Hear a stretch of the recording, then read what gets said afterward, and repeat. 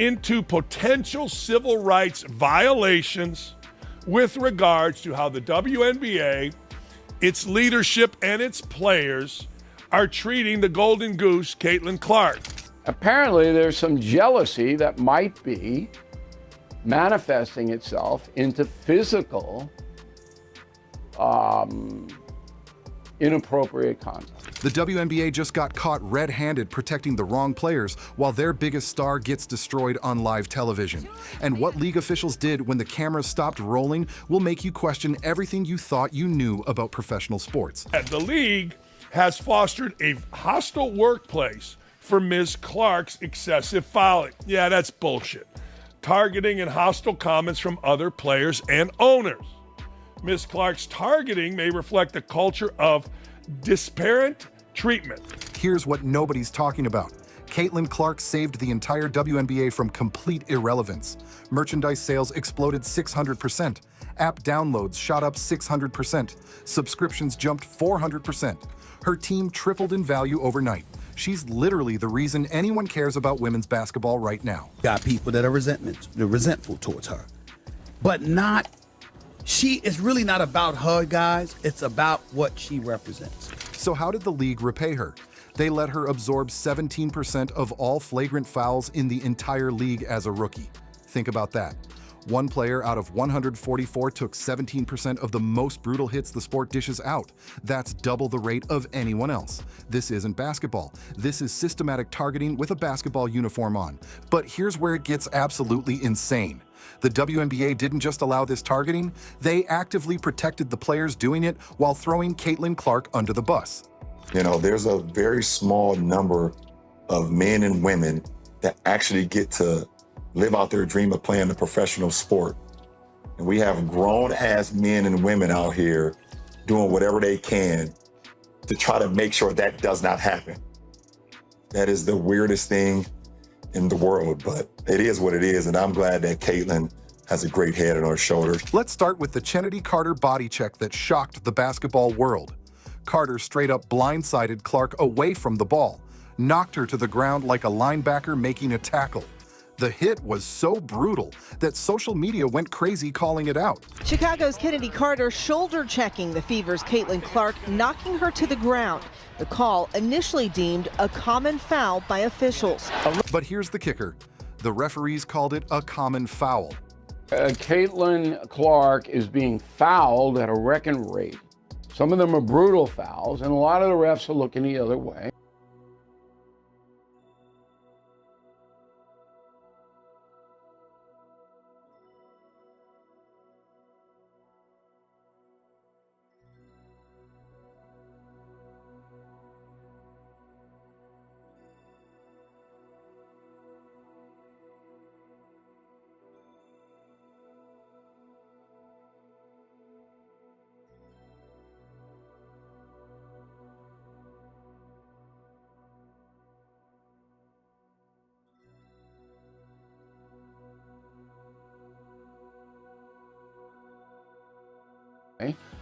And the women fouling her are doing it on purpose.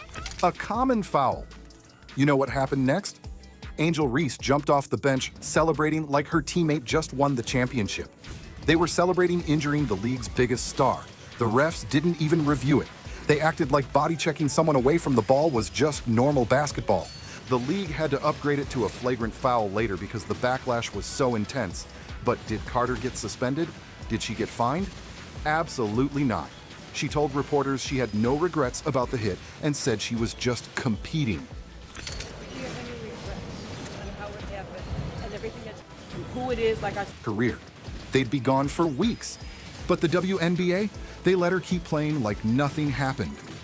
Then came the Marina Mabrey incident that proved the league had completely lost control.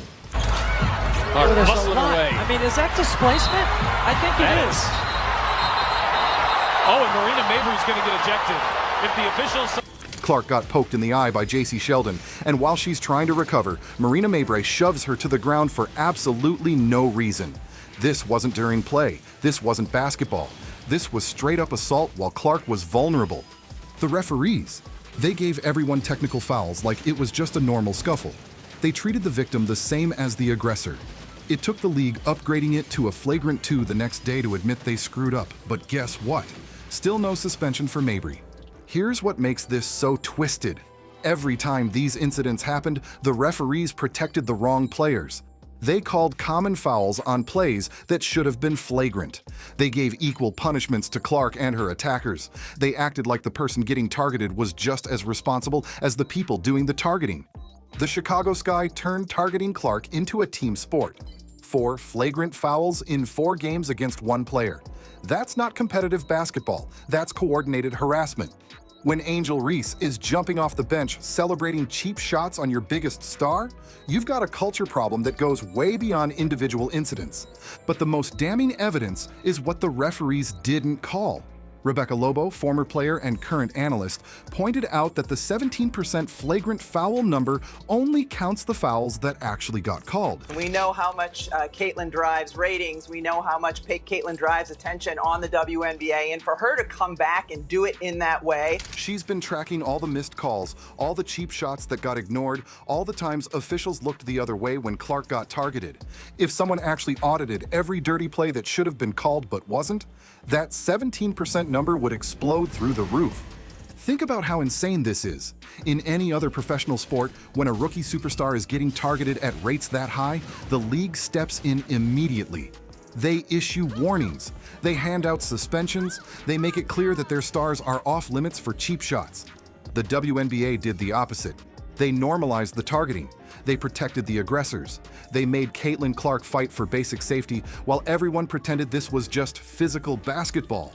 Meanwhile, A'ja Wilson, 3-time league MVP, is making public statements that Clark's success and attention absolutely has to do with race, and that it boils her blood when people try and say it's not about race. When league superstars are making this about race publicly, the targeting isn't happening in a vacuum. LeBron James had to speak up because even he couldn't believe what he was watching. The greatest basketball player of this generation called out grown-ass men and women who were trying to destroy someone's professional dreams out of pure spite. When LeBron has to defend a WNBA rookie from her own league, you know something is fundamentally broken. The numbers don't lie. Clark faced more flagrant fouls than any other rookie in WNBA history.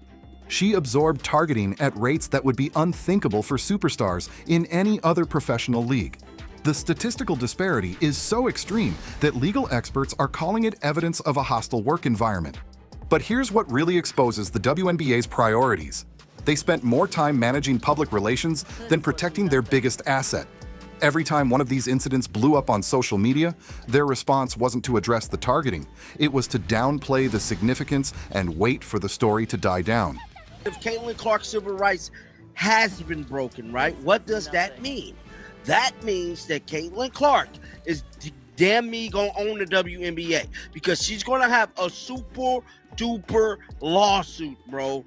This is a league that claims to care about player safety while allowing their most valuable player to get systematically brutalized. They talk about growing the game while enabling behavior that drives away the exact fans Clark brought to women's basketball. Federal investigators have stepped into sports before when player safety and institutional integrity were at stake. They got involved with baseball's steroid scandal. They stepped in during the NFL concussion crisis. They took action with USA Gymnastics when systematic abuse was exposed. And they come to a conclusion that they believe she is being unfairly treated. That is going to be a problem for the WNBA. Caitlin Clark's situation has all the red flags that triggered federal intervention in those cases. Statistical evidence of disparate treatment, public statements indicating discriminatory motivation, institutional failure to address obvious safety concerns. The WNBA had their Michael Jordan moment. They had their Tiger Woods walking through the door, ready to transform their entire sport. Instead of embracing this once-in-a-generation talent, they let jealousy and resentment turn their savior into a target. They chose to protect the feelings of players who felt threatened by Clark's success over the safety and career of the person who was literally saving their jobs. They normalized systematic targeting while pretending it was just competitive basketball. The evidence is overwhelming. The pattern is undeniable. The WNBA created a hostile work environment for their biggest star while protecting the players who were systematically targeting her. This isn't just about basketball. This is about what happens when jealousy and resentment are allowed to corrupt professional competition. This is about institutional failure on a scale so massive that federal investigators might have to step in and fix what the WNBA refuses to address. Caitlin Clark deserved protection. She deserved the same treatment that superstars in every other professional league receive. Instead, she got systematic targeting, referee incompetence, and league officials who cared more about managing controversy than ensuring player safety. The WNBA had everything they ever wanted walking through their door. Instead of celebrating it, they tried to destroy it. And when the full truth comes out, when investigators start reviewing all the footage and communications, the evidence is going to be even more damning than what we can see right now. But wait, it gets even worse. Remember Dejanai Carrington's eye poke on Clark during the playoffs? The one that gave Clark a black eye and looked completely intentional on replay? The referees didn't even call it a foul. Despite the evident poke, it was not called a foul by the referees, and play continued on the other side of the court until the Fever called a timeout to regain possession and help Clark. Think about that. Your biggest star gets poked in the eye so hard it leaves her with a black eye, and the referees act like nothing happened. The play continued like Clark getting injured was just part of the game plan. Only when Indiana called timeout could they even address what happened to her. Here's the most twisted part. The WNBA seems to have stricter enforcement standards for protecting other players than they do for protecting their own golden goose. When Thomas clotheslined Angel Reese, instant ejection. When she decked Caitlin Clark with a shoulder that left her hurting, business as usual. The evidence keeps piling up that this isn't accidental incompetence, it's systematic negligence with a clear pattern. When Marina Mabrey shoved Clark after the eye poke incident, officials gave Clark herself a technical foul along with everyone else involved. They penalized the victim equally with her attacker. Imagine getting assaulted and then getting punished for being assaulted. The psychological warfare extends beyond just the physical targeting. Every time one of these incidents happened, Clark had to stand up, dust herself off, and continue playing while knowing the league wasn't going to protect her. She had to keep her mouth shut, stay professional, and pretend like systematic targeting was just part of the game. Meanwhile, her attackers faced zero real consequences. Chennedy Carter's shoulder check that knocked Clark down was only upgraded to a flagrant one after public outrage, with no suspension or meaningful punishment. The message was crystal clear. You can target Caitlin Clark and get away with it. The most damning evidence comes from what didn't happen. No suspensions for targeting the league's biggest star. No warnings issued to teams or players. No public statements about protecting superstar players. No policy changes to address obvious targeting patterns. The WNBA's response to systematic abuse of their most valuable asset was complete institutional silence. The federal investigators who are now looking into this situation have precedent for sports intervention. When systematic problems threaten player safety and competitive integrity, the government steps in. The statistical evidence of disparate treatment combined with public statements about racial motivation creates exactly the kind of hostile work environment that federal civil rights law was designed to address. What makes this story even more tragic is that Caitlin Clark handled everything with incredible grace and professionalism. Even when asked about the Dejanai Carrington eye poke, Clark defended her attacker, saying it wasn't intentional by any means, and laughing off suggestions otherwise. She refused to play victim even when the evidence was overwhelming that she was being systematically victimized. The league failed her at every level. The referees failed to protect her. The officials failed to punish her attackers. The executives failed to address the obvious pattern. And the players' union failed to stand up for workplace safety when their biggest star was being targeted.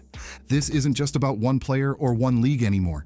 This is about institutional failure so complete that federal investigators might have to step in and fix what the WNBA refused to address themselves. When civil rights lawyers are calling for government intervention in professional basketball, you know the situation has moved far beyond normal competitive dynamics. The evidence is overwhelming, the pattern is undeniable, and the implications are staggering. The WNBA created a hostile work environment for the player who saved them from irrelevance, and now they're going to face the consequences of that decision. Hit that subscribe button if you want the real truth about what's happening in professional sports.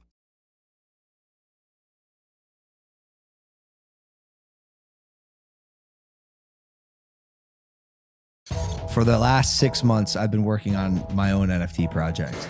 We've put hundreds of thousands of dollars in it. Personally, the whole team, $1 million. plus. We had an issue with CryptoZoo where our lead developer took the code that he made, fled to Switzerland, and like held it hostage for $1 million. He literally never paid me anything at all, ever. Eddie promised me, 5% of the tokens and $1 million. He literally never paid me. This reporter says Eddie's entire story is fake. The biggest reason it failed, in my opinion. Doug, I'm not the bad guy here. Yeah. There's some actual out there. Yeah. And it's not me. Like, I'm here to build. Welcome to part 3. So far, we've discovered fake orphans, millions of dollars stolen, and a cast of sleazy characters. But now, it's time to put it all together. What is the truth? And who's to blame? We're going to start by going through leaked text messages of the CryptoZoo team to understand all of their motivation. Then we'll go to blockchain evidence and show who sold what. And finally, we'll confront some of the people responsible. But before we can do any of that, we have to start in March of 2021, 6 months before the token even launched. Our 4 suspects, Logan, Crypto King, Eddie, and Jeff, are in a group chat discussing CryptoZoo, which starts as a copy of something else. Quote, "I like imitating crypto kitties," Jake the Crypto King says. Logan replies, "I agree." And initially, it wasn't called CryptoZoo at all. It was called Crypto Pets, and they were going to sell a Pets token. And pretty early on, it became clear this was all about money, how they were going to sell this thing to investors. In fact, Crypto King said he thought it was worth at least $20 million in only 6 months, saying the range is insane. $20 to $210 million. It's beautiful wherever we land. Eddie jumped in at this point and talked about how he could sell the project as an investment to a friend, Matt Higgins, saying, quote, "He has to spend that $350 million somewhere. Why not us?" And Logan says, "I love that idea. Crypto King, I'm in." And of course, you have Jeff saying, "Let's go." So you can see right there, they wanted to sell this game before it had even launched. Now later, Eddie amends the list of investors and says, quote,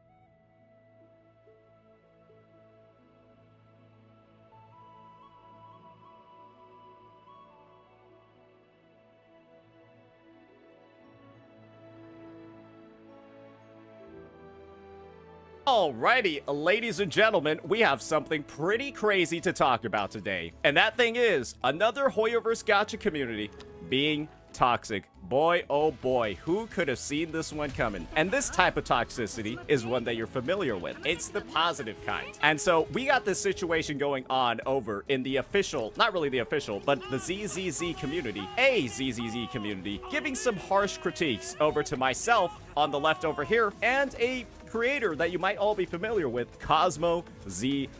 And the situation in the context surrounding this, right, is that Cosmo and I have both had some critiques about ZZZ, and particularly the passing of its endgame. Because let's just be entirely honest here, the game has had a lot of HP inflation. The game has had a lot of power creep. And the devs are doing some pretty stinky stuff behind the scenes to really promote the sale of their newest units. And one of the concerns that I've had across this entire time is that a lot of the units on the roster are getting much less capable of clearing the endgame, and the issues that they brought up with the introduction of mechanics like miasma, and of course the HP inflation, has caused a lot of problems in the past resets. But this is the thing. This is the situation. When I approach these matters, I like to bring a lot of proof, right? I like to bring a lot of evidence into the situation. And so why don't we just bring up Exhibit 1? This is the official HP inflation chart curated by one of my mods, Kaiser, just talking about what's going on in terms of the game and the progression of HP across it. And as you can see over here, this is what HP looked like at the beginning of version 1.4. A sum of about 16.5 million. Currently, we're at 34. I hope you guys are able to do some level of math. This is over 100% HP inflation from 1.4 to 2.1. 1.4 to 2.1. The HP has more than doubled. Just so you all know, 1.4 was the patch that was live in January of 2025. It is currently August 3rd, 2025. That was in 7 months. It's gone up by 100%. This is just an indisputable fact. It is an indisputable confirmed fact regarding HP in this game. So, with that out of the way, let's recontextualize this discussion. Cosmos gave the take in a video that he recently uploaded. And this is the same video that has also been getting actively brigaded by the ZZZ community, because he gave a bit of a hot-headed take regarding the balance of the game. And his overall take is, as long as you pull the newest units, the end game in this game is a joke. It's a button mashing simulator. There's very close to little or no skill required to actually clear. You just go ahead, start spamming your stuff, and if you have the newest units, you're gonna pop off and you're gonna clear. And if you don't, then the game is incredibly difficult, incredibly hard, just like all of Hoyo's other endgames. Just like in HSR, where if you don't have the Amphorius characters, you might as well just go fuck yourself when it comes to the endgame. And just like Genshin Impact, where if you don't have Mavuika, Sitlali, Skirk, and Escoffier, you should just go fuck yourself as well. So that's the dynamic that's going on when it comes to these Hoyoverse titles. And simply talking about it, bringing it to light, is a sin in the Zenless Zone Zero community. You'll have people making viral posts in their own community, toxically defending their game because you dared to go ahead and talk about the facts that are in it and the current state of matters. And this is the situation, right? People are saying that we're having opposing viewpoints. Cosmos is saying, oh, all the newest units are overpowered. You have no skill required to clear. And they're saying that I'm contradicting him by saying Miyabi is too weak. Power creep in this game is insane. The game is too hard and only try-hard sweats can clear. And you want to know the reason why they're saying that we have contradicting viewpoints? It's because I made this video over here talking about how ZZZ's endgame is absolutely unplayable. Unplayable if you decide not to use the newest unit, Yazuha, and showed the difference in clear times of a whole minute from simply subbing in the newest limited one. So the argument that I've been making is the exact same as Cosmos's, but they'll be telling you that our arguments are different because this community is legitimately full of some really dumb people. And like I've said in the past, ZZZ's player base has seen a steep drop-off since its release. And so, the most vocal members of the community who are willing to comment about it are those that really love the game. And all they'll do is talk about defending it, even when they don't have any arguments, any actual reasoning to bring to the table. And so I said that the design of this Shiyu defense, with their Miasmic Jane, was the most pay-to-win one yet because of the specific way that HP inflation, miasma, and it turns out a hidden mechanic to nerf Miyabi were working.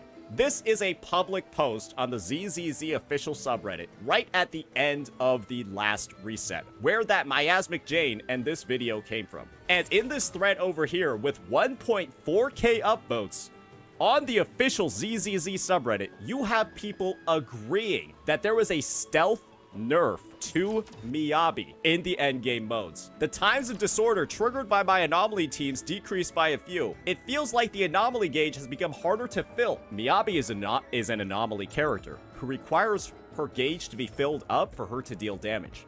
And that was an issue that was on this boss. And the thing is, I just talked about the newest unit, right? I just talked about subbing them out. I talked about putting in Yazuha instead. This unit, the newest one. And you want to know what Yazuha's kit does? It increases the rate that your anomaly builds up. And so what these devs did for their Miasmic Jade boss was essentially, for this boss, they decreased the rate that anomaly specifically would build up, nerfing the Miyabi teams, even though they have a special effect on the side that works with anomaly teams. And so the only way to actually use anomaly teams and deal the damage that you need to be able to clear with an S is to pull Yazuha. Otherwise, your clear times are literally 3 minutes, even with top cracked builds. And the community themselves even recognize this, because ironically enough, the ZZZ Reddit is the least toxic part of the community. But then you'll have people on Twitter blindly defending this game. You'll have content creators who live off of my content, like Loki Gacha, plenty of ZZZ creators as well, like Rezi, going ahead and pretending that we're lying about the HP inflation and we're lying about the issues, when even the community itself recognizes what is going wrong. That is what the ZZZ community is, ladies and gentlemen.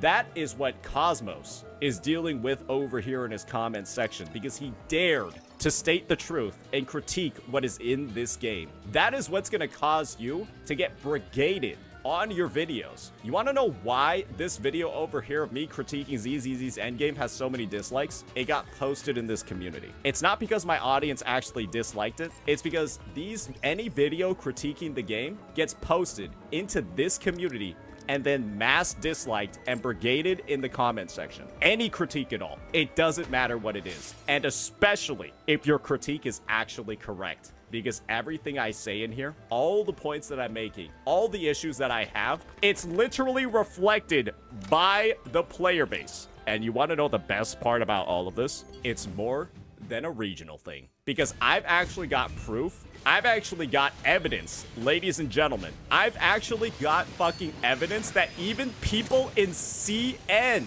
have the same exact issue. CN is also making these complaints. And so this is the thing. I think it's fair to say I'm currently the only motherfucker in the ZZZ community that deserves praise for giving it critiques, because I'm willing to get Chinese spyware to prove what I'm talking about. So that's how much I'm gonna dedicate to this, motherfuckers. I hope y'all know. Hell yeah!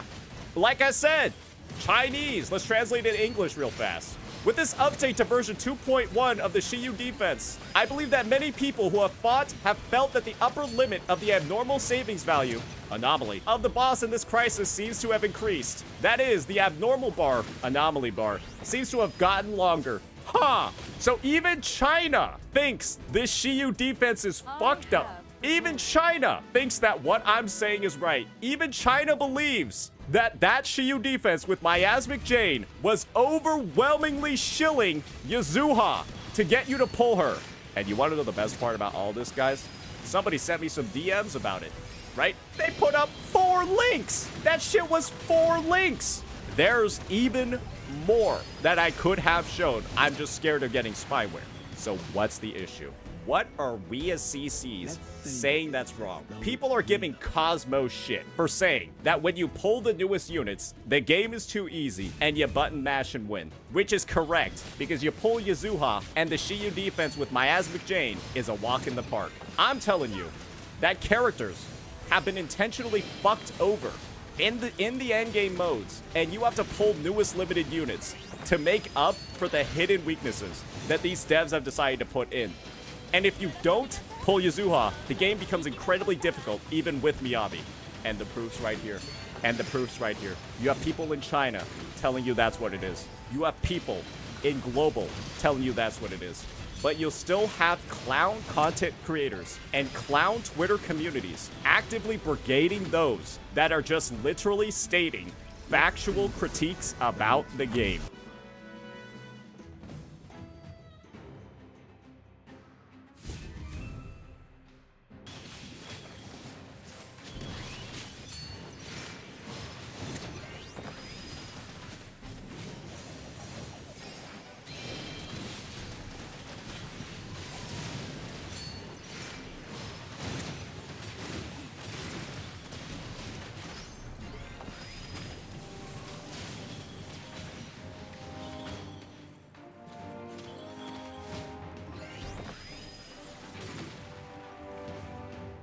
Let's savor this as though it's real.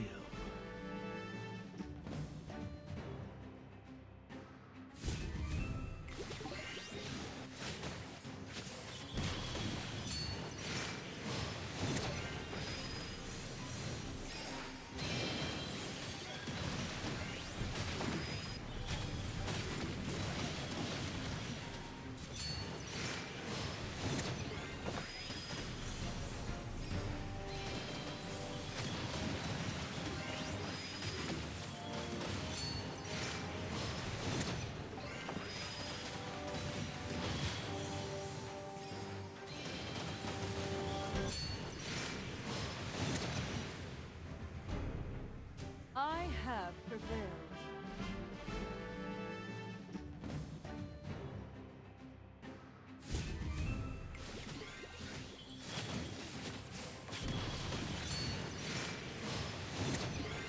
Ladies and gentlemen, This is what real toxic positivity looks like. This is what happens when a community is just one huge fucking echo chamber that's in complete denial that their developers can do anything wrong. They'll tell you that this chart showing 100% HP inflation is fake. They'll tell you that anomaly characters getting their build-up nerfed behind the scenes, and then new characters that increase your anomaly buildup. They'll tell you that's not happening, even though there are literally cross-regional efforts telling you that this is the Ladies and gentlemen, what a joke. What a joke of a community. And this is the thing. I want to try so hard to congratulate this game, to give it the roses when it does actually warrant them. But this community, being one of the most toxic ones I've ever seen, makes that really, really hard. I even went ahead, right, and I made a video talking about how my boss, the Heretic Jester, is actually the best Miasma one yet. That it's actually a well-designed boss with clear weaknesses, and the Miasma mechanic doesn't actually feel bad, because they nerfed way more other aspects about the boss to actually add those mechanics to it. I gave the ZZZ devs credit where credit is due, because this is legitimately probably the best thing they've done for their endgame in about 6 or 7 months. This is probably the best boss they've had in their endgame in the past 6 to 7 months. My boss. And I gave them the praise, right? I gave them the praise because it was warranted here. I said it was a good reset. I still pointed out some issues, like how Hugo is like the worst fucking unit in the game, because bro literally get 4-minute clear times against ice-resistant bosses. I still pointed out that because it is an actual issue, but I will give credit where credit is due. And you should probably look inward at the fact that I haven't been giving the devs that much credit recently. And instead of blaming me and thinking that the devs are perfect, maybe you look at the track record of fucking up the game that's clearly there, spelled out for you, like you're fucking Hansel and Gretel. The witch has left the candy. You just can't see it. It's all right here. It's that easy, but people just want to defend the game. Oh, and when I was talking about Hugo, I think I said like ice. I think I said ice resistant. No, this boss is ice weak, and he still gets like 3-minute clear times because yeah, it's just he's not made for this game. So yeah, that's what I'll say about the ZZZ community. That's what I'll say about the whole Cosmo situation. There's a lot of reasons why content creators don't want to touch this game. One of the big reasons is this game's community. Because a lot of content creators nowadays, they don't like being fake. They don't like making stuff up. They like expressing their honest thoughts. And whenever you do that in the ZZZ community, you get dogpiled, your videos get mass disliked, you'll get linked, then shamed publicly, and then you'll have a bunch of uneducated, unknowledgeable, grifting CCs that will come in like Loki Harbor, or my personal favorite for, like, my personal vote for one of the most useless individuals I've seen, Rezi, where they'll just go in, make stuff up, not actually look at the facts of the situation that have been confirmed across regions, and tell you that you're wrong. That is the current state of the CZZ community. These creators over here that you see, right, they even got a video of me and Cosmo as well, right? These creators are the ones that are generating some of the most toxic positivity I've ever seen. Take factual stuff in the game, say it's not true, and then blame the people that are calling it out. And that's the ecosystem of content in ZZZ. This was Cosmos's first ZZZ video, and this is the reaction he gets for stating the truth. And believe me, I think we're gonna have a conversation. I think we're gonna have to have a chat. I think that this is going to be a situation that we're gonna break down further, because I want to hear from one of the only other big creators in the space who has talked about this game, what their personal experience has been, because they didn't bend over backwards to appease this absolutely cringe fucking community. And I think that's going to be a fun discussion. We'll have that at a later point. But yeah, hopefully this is broken down. We, again, as we always do, we bring all the evidence, all the receipts, all the proof.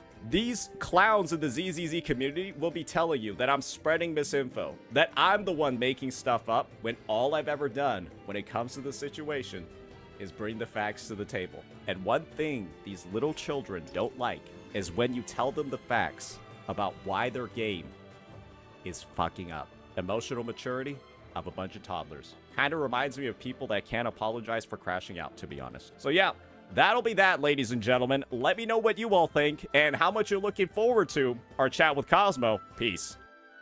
Alrighty, ladies and gentlemen, I think it's time for us to have a long overdue discussion regarding the state of one community, one games community on YouTube. And that game is, of course, going to be the one that you're seeing referenced over here, Zenless Zone Zero. Because I think we need to start talking about a phenomenon that you're only going to see in like the content-rich parts of the space that is unfortunately dragging down every single discussion that you could possibly have about this game. And that is the over-toxic positivity of this community, or the overly toxic positive nature of this community, and the fact that you will get brigaded in your comment section for making your critique about the game that's well-reasoned, well thought out, and completely validated with evidence, and you'll have people backseating your gameplay, telling you that you're wrong, and saying that there's something wrong with you when they don't even know how to play the game themselves. To just start talking about what I think my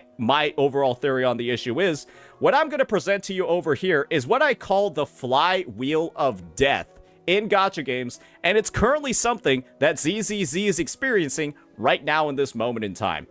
So what you're seeing over here is just a diagram that I've built up in MS Paint. Let me walk you through everything that you're seeing over here. So this flywheel, right, is going to start at the top. And that's kind of like how ZZZ released, right? It was, to a degree, a pretty bad game. Had a lot of issues, TV, so on and so forth. And the thing is, what that led to was nobody playing it. And because nobody plays it, right, Hoyoverse now has to pay CCs via their program to even get any content of the game on YouTube, because nobody watches it on YouTube, nobody watches it on Twitch, and so you gotta pay people to make content about it so that there's something for people to watch, build up that audience base, right? But because the devs are paying all these CCs and are under the beck and call of the company to never critique the game, never say anything negative, and only say that what's in ZZZ is good, that means you never get any critiques. You never get the community talking about the actual issues, the actual problems. Everyone's going to sweep everything under the rug. And when no critiques happen, nobody says there's changes that need to happen, no feedback is given, the game stays bad.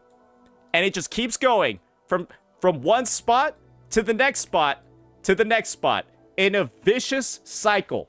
The flywheel of death in a gacha game. I have the biggest example for you of what the end result of this is.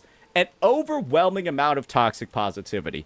And this is the example. Let me provide some context. So, Zenless Zone Zero, in their infinite wisdom, decided to add a boss, a miasma boss called Jane, to the Shiyu defense. And the thing that this boss does is that it turns your clear time for an S grade. Think that's like a 3 Dorito clear in Wuwa, or you know, it's a 0 cycle. It's not a 0 cycle, but it's within 10 cycles in HSR, or you know, you're getting 3 stars in the Abyss. What this boss does is it effectively reduces the amount of time you can take for an S grade by 10 seconds, strictly because of the miasma mechanic.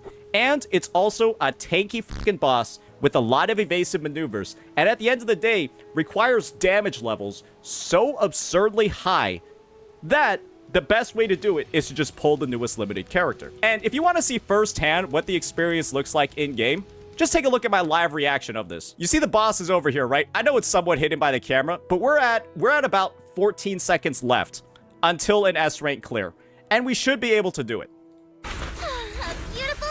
Let's just take a look at the gameplay real fast. Right, you see we're at like 7:43. Our goal is to get this done by 7:30. It's almost dead. The builds that you just saw. And when we're literally 7 seconds away with a millimeter, or really at least an inch or two of HP left on the bar over here, the boss gains a second miasmic shield. And it has a second miasma shield. If you don't know how this game works, miasma shields are essentially shields that grant an exceptional amount of damage reduction to the enemy, and they take very little damage from most abilities.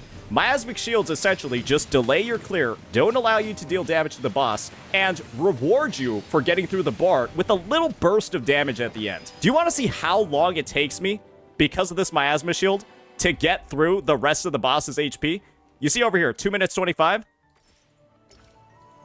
This is me just crashing out a little bit, right? do to deserve a second miasma shield, brother? Look how long the time is going. This is what your clears look like. Look how long it's taking me to get through this HP. Why do I have a second one?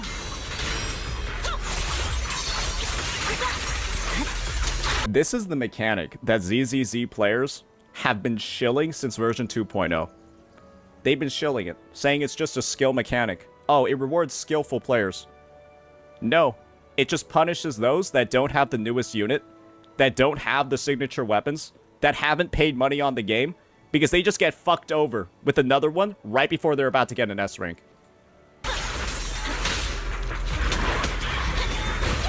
By the time the shield is gone, I've extended my clear time by another 30 seconds. And I am at 3 minutes when I'm supposed to get 2 minutes and 30 seconds for an S rank clear. I go 30 seconds over because of this bullshit mechanic. And look at that, it's dead. At 3 minutes on the dot. Artificially delayed my clear by about 30. Ladies and gentlemen, it looks like the new Whimpering Waste reset is causing quite a bit of issue for some players. So much of an issue, in fact, I've actually got a YouTube chatter who decided to reach out, who decided to say some stuff, and actually ask me for the low price of $100 if I can clear on their account for them. CG Quarter with a clean 100 right here. With that out of the way, let's go ahead and see what we have to work with over here. Because one thing I'm concerned about is not actually having the right characters for this reset. Because, like I've mentioned before in some of my prior videos, this reset probably has to be the most shilled one yet. And I think it's an actual genuine issue. Where all the gold tokens that we have available over here only kind of operate and work if you've got some limited characters on your account. So let's see what we have to work with. You can see that this person has already put quite a few attempts into their clear, and they're not actually able to get the S rank. I'm glad that they're actually paying for something slightly useful today. So let's go ahead, let's get right on into it and see how we can get this all done. All right, I see what the first issue is. We do not have the triple fusion team, and we're trying to use the triple fusion units. Okay, so what we'll do over here on side number 1 is actually run a bit of a combination that some people might be a little bit familiar with. And that's going to be using the Plunderer's Captain Seal, using a Carlotta, using a Jinsei, and I think just pairing this one up with like a... Oh, this is kind of a difficult account to look into. Jesus Christ. And I think we'll run this. And then I think on this side, we'll go with a little bit of, I think it'll be Verena, Phoebe, and Zani. Let's see how this attempt goes. I want to see just how wild, right? I want to see just how wild this reset actually is. Nah, bro, you won't even reach 1K. This is a team that I've used on other people's accounts all of the time. But we got to keep in mind, right? These enemies do have spectral resistance. May I pray? And so maybe it'll be a lot worse than what I'm thinking it could be.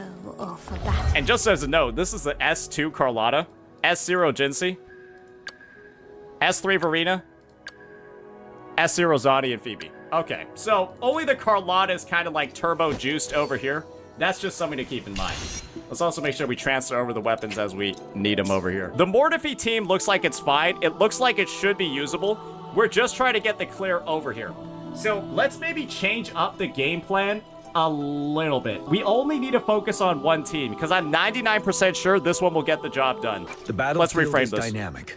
Do not let your guard make this quick. Understood. John Mortifi team looks good. We should be able to clear running potentially even this. And I know you might be wondering, surely you're on crack. Surely this is not gonna work, but I believe in it. Surely we got a String Master over here. And I think this should get the job done. Let's give it a try. A Carlotta without her skin. I'm not gonna lie, I have not seen this outfit in a long time. Leave it to me. One. Loading. Instant easy.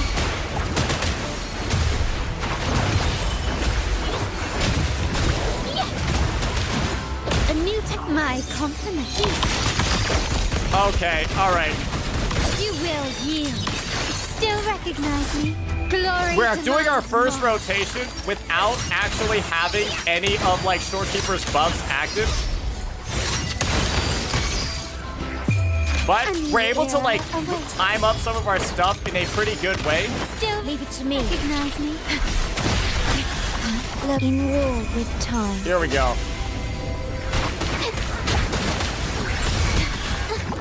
It's the painting. Witness the art's true form. A new technique. Holy moly, that was one of the smoothest jump cancels I might have ever done in the history of Gacha gaming.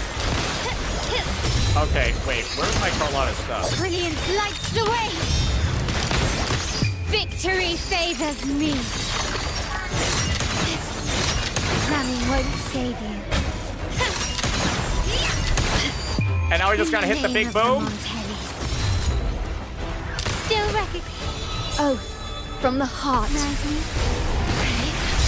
Diminish. Load. I engraft you new. And let's see how this one's going. Insta-painting. Yeah, I'm not gonna lie though, the score's not looking particularly good. And do recall that this is with an S2 Carlotta. The stage is set. Maybe it's the fact that we're using Plunderers, and Plunderers hasn't scaled. But, yeah, this is a little bit of a doozy, brother. Masterpiece complete. Found your weak spot. Still I see why so many people are having struggles.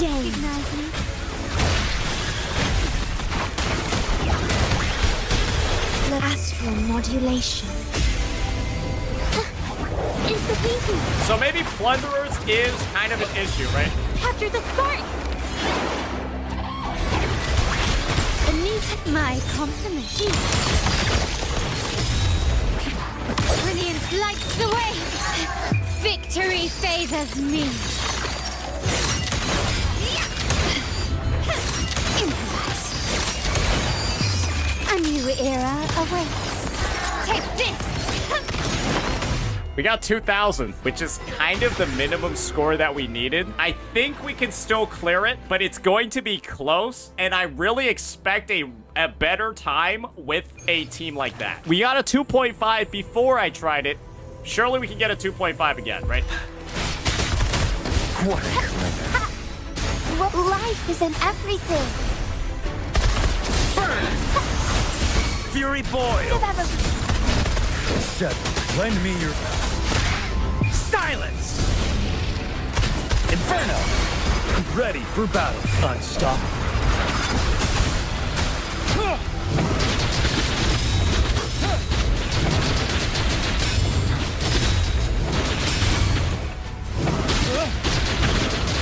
Break.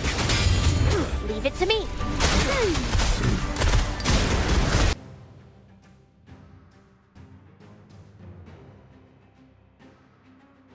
All right, Lois, I think I'm ready. Now, are you sure you want to try this again? Because our last interview attempt was a little... Well, I just saved the world, ma'am. I think I can handle one more interview. If you say so. Now remember, I'm going to have to ask you some questions I might already know the answer to. Just in case someone listens to the tape recording. I understand. So, Superman. Miss Lane? What's your secret identity? What? What's your secret identity? Like, what's your name? Cut, pause. Can we pause the recording? Clark, we just started. Lois, what kind of question is that? Why would you ask me that? Well, it's the biggest question on every journalist's mind. It'd look suspicious if I didn't at least ask. Yeah, I understand, but, that's a big deal. You can't just... I'm not expecting you to answer. So just to be clear, you're not actually asking. No, of course not. Okay, sorry. Just continue, please. So, Superman, could you please tell me your secret identity? Well, I'm sorry, ma'am, but I'm afraid that's highly confidential. Oh, okay. But I'd love to talk about it. So do you think you're above the law? Oh, my gosh. So you think you could just hide away among I don't us? think that. You don't need to follow the same rules Yes, I as follow this the same... lowly What are you humans? talking about? Is that What it? are you talking The world about? deserves to know, Superman. Wait, stop the recording. What? What's wrong? What are you doing? What is this? What are you doing? I told you I have to ask. Yeah, I get that, but why are you adding these other things like lonely humans and abiding the law? I'm just grilling you, Clark. I do it to all my interviewees. It's completely normal. I have to make it convincing. Cheese and crackers. Okay, fine. But can we just move on to something else? Like anything else? Totally. Look, don't worry. I have a lot to ask you about. Let's just wrap this one up and move on to what really matters. Thank you. Superman, now that Lex Luthor is behind bars, do you refute the supposed translation of your parents' message? Well, the disappointing truth is I don't know for sure. but it did teach me something. It taught me that I don't do the things that I do because it's expected of me or because I believe it's my calling, but it's because it's what I want to do in my heart. It's what I know is the right thing to do. It's what makes me human, what makes you human. Wow, that's wonderful. Really. Now, if I strap 12 infants to a hand grenade and the only way to save them was tell me your secret identity, Oh my gosh! would you do it or would you let the babies explode? What is It's a yes or no What question. about babies strapped to a hand grenade? It can happen. I've seen it happen. You realize what you're doing right now? Do you know how many villains are gonna strap babies to grenades down to get the secret out of me? It's the classic 12 baby hand grenade hypothetical, Kent. It's common practice. Why would somebody it up. strap 12 babies Look to a it grenade? up. The fire grenade now. Look it up. All right, enough. I'm done. I'm not answering any more of these weird, concerning questions, okay? I should have known you would. How do you stop this recording? Wait, this isn't a tape recorder. I forgot my tape recorder, so I used my phone, but I ran out of storage too, so I'm hosting a Twitter space. Lois, is this live? Yeah, but when you're done, you can download it, and then I'll just edit out the sensitive parts. Oh my God! How many people are watching this? Well, let me check. It can't. Oh, that is a lot of people. Lois, I'm going to say a swear word. Hey, people are requesting to speak. What? Green Lantern official reel. And the O is 0. What was that whole thing really taken? Or? Lois, don't bring people on. Hey, people, don't worry. Now watch you say Clark Kent in sequence. You're gonna be fine. My life is over. Oh, here's another. Rex Ruther 420. Wonder who that could be. Fuck you, Superman, you cocksucking ET motherfucker. I hate you. This video is brought to you by Gamer Shops, and the flavor of the week is Sigma Brain, only because it kind of looks like Snake, and I'm really, really excited for Metal Gear Solid Delta 3, Snake Eater Delta, that one. I give my life, not for honor, just for you. Ever since it was announced that I thought that this issue was resolved. I thought that this video by Glaive Keo wasn't actually going to be made. But now, I guess it's time for us to break it all down. I widely consider this to be the worst drama in Gacha history. Not because it's the drama that's like the lowest scope, or it's like the drama that's like the actual had the most meaningful consequences, but I think that this is the worst drama ever because it was so preventable. It feels like so many individuals have taken like a massive amount of collateral damage, that so many unnecessary things were said, and that this all started from one of the smallest, like the world's smallest domino, and then has ended up causing a massive amount of destruction. My takeaway from this entire 7 out of 10 matter, the entire Genozad drama, is that it was never that deep.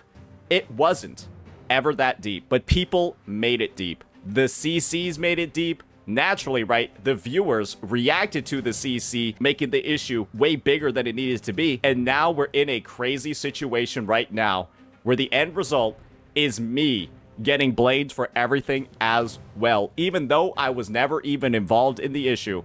And I simply made the sin, the grave mistake of being one of the biggest Wuthering Waves creator, and now I'm being painted as the frontline leader of toxic positivity by Genozad. So why don't we go ahead, get on into this documentary by Glaive, going over all the issues, going over the full context regarding this drama, and get down to the actual truth, the brass tacks regarding this matter. Let's go ahead and get right on into it. Tectone mocks the Gacha community.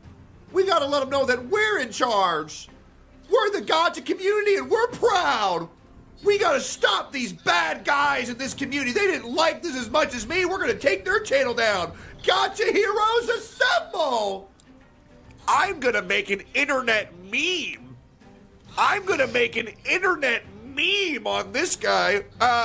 My name's Genozad. This thing that everybody likes is... I'll be honest, the meme was funny. The meme was funny, and one of the unfortunate parts about, I think, Tectone's react over here is that we kind of are making a really big deal out of a meme that is actually funny, right? And then it's kind of like everyone that thought it was funny, which I think is a large portion of the community, kind of like is like, okay, like it's not like it was like that bad, and then it kind of like, in a way, delegitimizes the actual critique that Tech is making right now. And that's why I think there's been such an overwhelmingly negative response to this sort of take, right? That's why a lot of people are coming in and then saying, right, oh, like the whole like Jenna getting defended by Tectone thing. I think it's unfortunate. Actually, really shit, actually. We got him, guys. Make sure to go like my Twitter post. Gacha Community Heroes.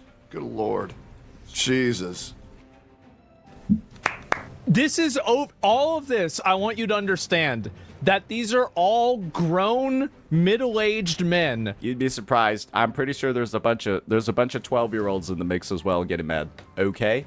We're being a little bit too generous over here, Mr. Asmon Gold. Being a little bit too generous over here. Definitely not middle-aged. That are fighting over a story about an anime girl. The recent drama surrounding the Wuthering Waves 2.5 story has spiraled. A complex situation has been flattened and distorted, and a false narrative is starting to take hold. One that paints the entire Wuthering Waves community as a bunch of crybabies who have a meltdown anytime someone doesn't praise the game as much as they're liking. And I think that's the narrative that's unfortunately been formed, right? It's this idea that you can't criticize anything about Wuthering Waves. Otherwise, you're going to have a gigantic group of individuals, right? Go in, start brigading your videos, and then taking your channel down. Unfortunately, there's so much evidence contrary to the matter. I could just go ahead and look at one of my tabs and show you all exactly what I'm talking about over here. The biggest problems with exploration in Gacha. And you want to know what the thumbnail of this vid is by Gacha Smack? Oh, it's just Wuthering Waves. It's Wuthering Waves 2.2 Avenolium. And this thing has like a 99% like ratio. That's the truth of the matter. It just happens to be, if you make a good critique that's well-founded, people aren't going to get mad at you. But unfortunately, we have a lot of people creating the narrative that this is not the case. It is an incomplete picture to say the least. My goal here is to set the record straight, rather than adding more fuel into the fire or calling out any single person for drama. I want to lay out the full timeline of events with context so that you, the viewer, can see the entire situation and form your own judgment. Before we dive in, we need to set some ground rules. A few disclaimers are necessary, so we are all starting from the same page. First and most important, I copyrighted the slow scroll in the YouTube comments, by the way, Glaive. I copyrighted that, and so you're gonna have to pay me commissions for trying to use this in yours. Okay? Like, have some fucking creativity, asshole. I definitely didn't steal one of your thumbnails. I definitely did not do that. Editor, it would be awful if you showed that one video that I made where I definitely didn't steal the style of Glaive's thumbnails, and then showed a comparison to his. Do not do that.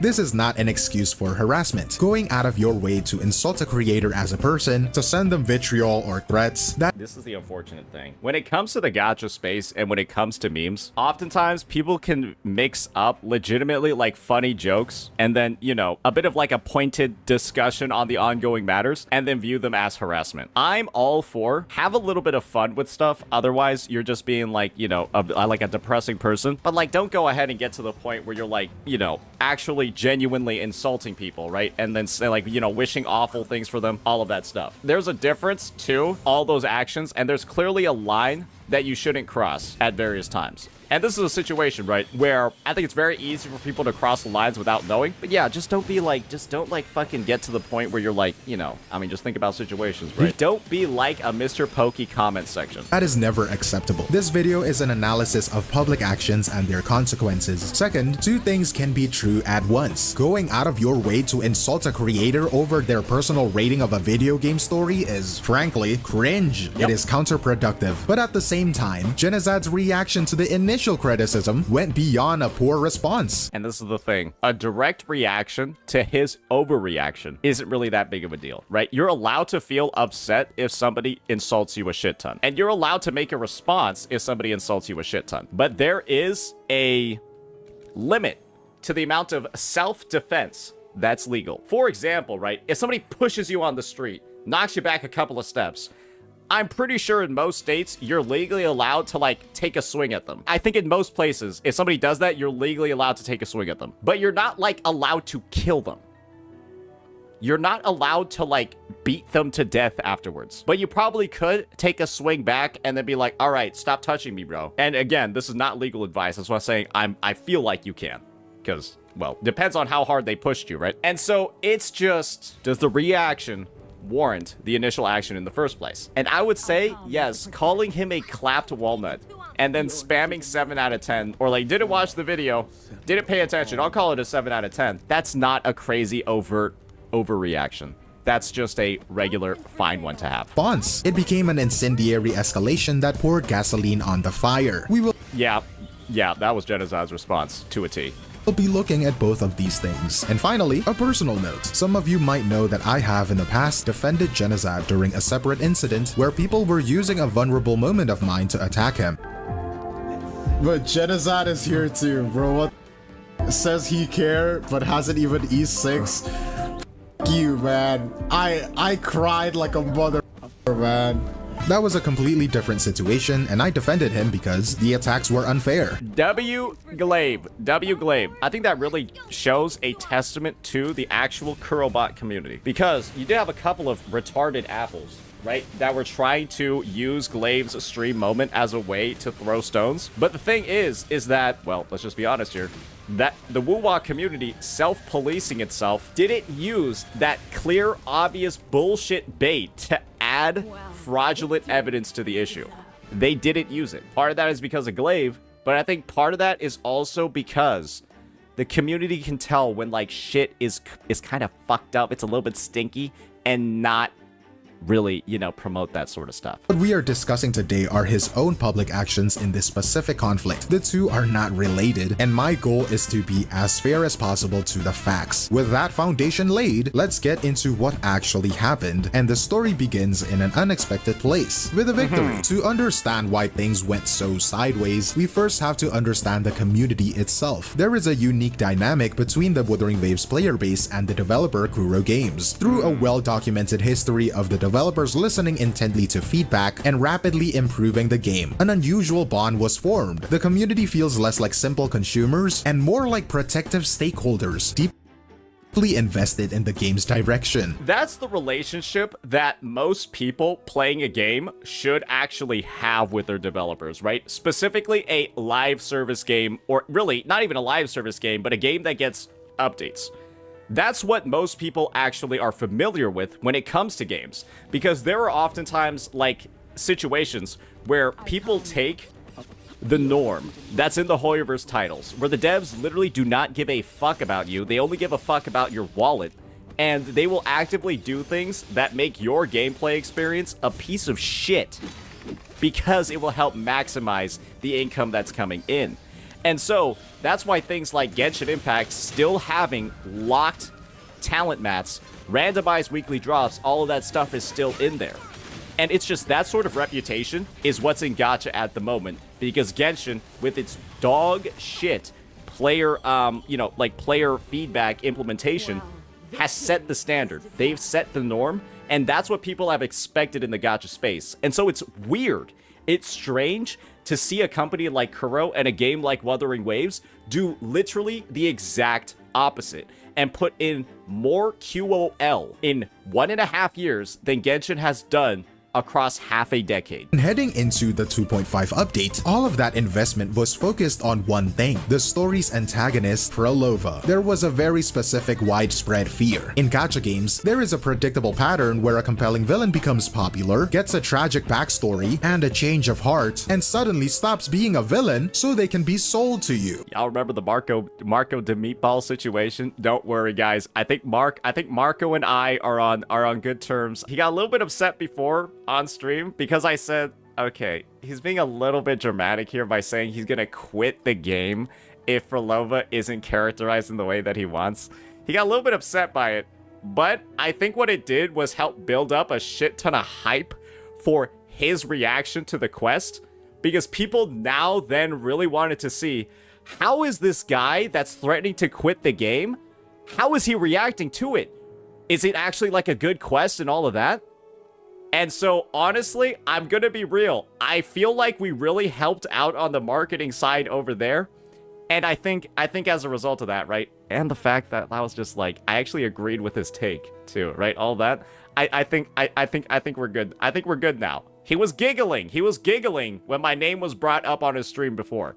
That's what I'm going to assume. Marco, if you're still mad at me, please DM me. But if you're not, I'm just going to assume we're okay. It is a trope that can completely deflate any narrative stakes. The community was worried Frolova would fall into this exact pipeline. Content creator Marco Meatball put this into words perfectly, saying he was deeply concerned that the game would start justifying its monetization by dumbing down its characters, making the entire world feel cheap. He wasn't alone as well. This was the test. Could He got 6K viewers on his stream? That's pretty good. Yeah, 6K viewers on YouTube is pretty good. Kuro resist the easy path and deliver a story with teeth? And then the update arrived, and Kuro delivered. By an overwhelming consensus, the 2.5 story was a triumph. The community erupted. On forums and social media, people called it pure cinema, hailing it as a new benchmark for narrative quality. They got exactly what they wanted. Frolova remained a complex, compelling, and ultimately villainous character without a cheap redemption arc. This acclaim was also widespread. You had measured positive reviews from respected voices like Gacha Smack. Even creators famously loyal to the competition, like the community-labeled Hoyo shill, Mr. Pokey, gave the story a high rating. When your rival's biggest supporters admit that you did a good job, you know you've created something of genuine quality. Man, if only Mr. Pokey was able to farm some W's from people saying that the Honkai Star Rail story quests were good. Unfortunately, I don't think he's ever going to be able to make that video. So this is the scene. A